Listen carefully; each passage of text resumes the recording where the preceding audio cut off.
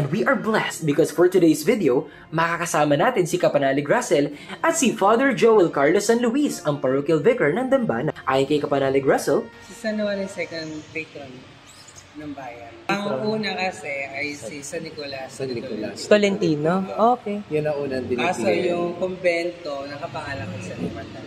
December 13, 1576, nang pinalitan ng patronato. Kaya next year, December, 450 years kami na sa pagkakandilin sa Nuevo East.